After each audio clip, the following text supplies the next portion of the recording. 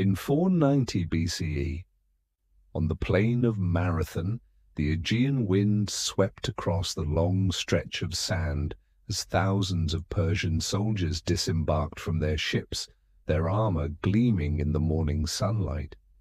Facing them in the distance stood a much smaller force, just a few thousand men, soldiers of Athens and the tiny city-state of Plataea. This was not merely a battle, it was a clash between two worlds, between freedom and tyranny, between the Greek city-states and the most powerful Eastern empire of the ancient world. And it was at Marathon that a miracle was born, not from numbers, but from the will of men.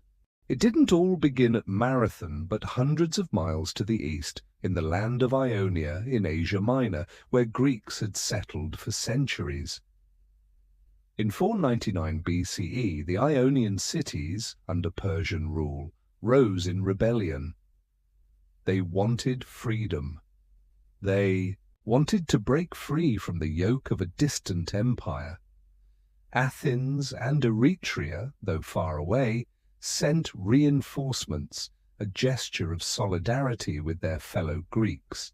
Together they attacked and burned the city of Sardis, a key Persian stronghold in the region. The wrath of the Persian king, Darius the Great, erupted like a volcano. He declared, "I will punish Athens, I will reduce that city to ashes." And so the war began. In 490 BCE, Darius sent his generals Datis and Artaphernes, leading a massive fleet, over 600 ships carrying around 20,000 to 25,000 soldiers. Their first target, Eretria.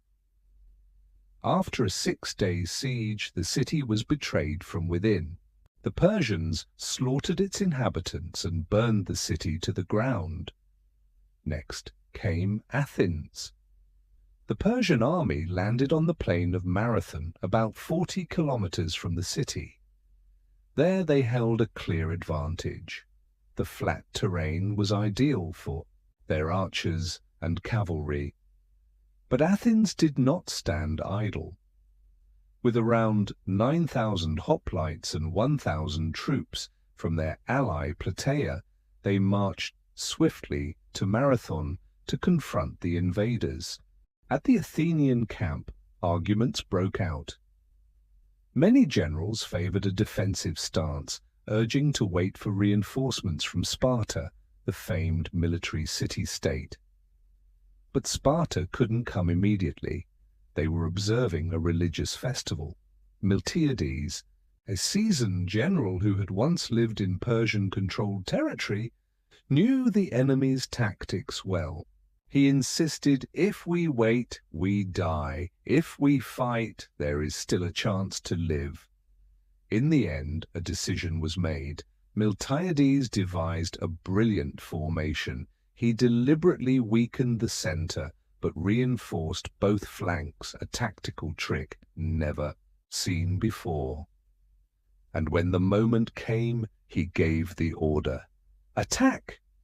The Athenian soldiers, in iron armor and bronze shields, charged nearly 1.5 kilometers, sprinting straight into the Persian lines, braving a hail of arrows as they closed the distance.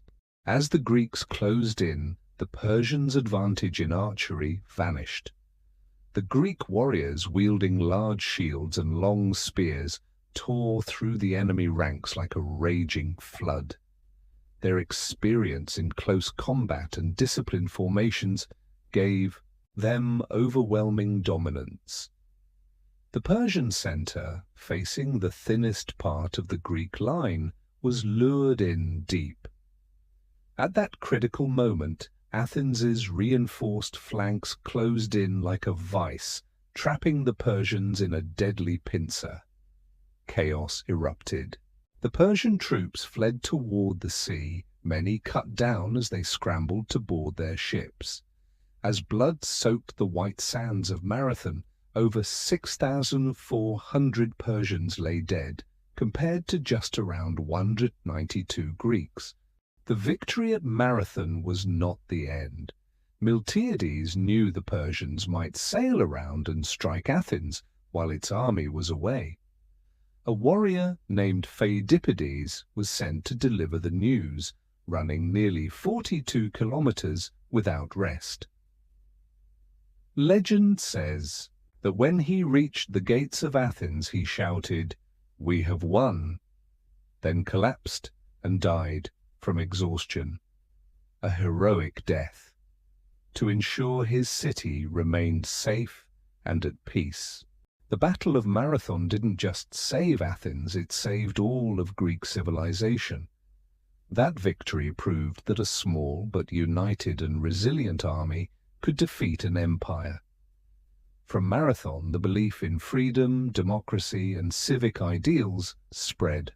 Throughout Greece, Athens then entered its golden age, the era of Pericles, Socrates, and the civilization that laid the foundation for the Western world as we know it today. And the name Marathon will forever be associated with courage, the fighting spirit, and the human desire to rise above. If you enjoyed this story of courage and triumph, make sure to subscribe to our channel for more historical tales. Don't forget to hit the bell icon so you never miss an update. Share this video with others who love history and leave a comment letting us know your thoughts. Thanks for watching, and we'll see you in the next one.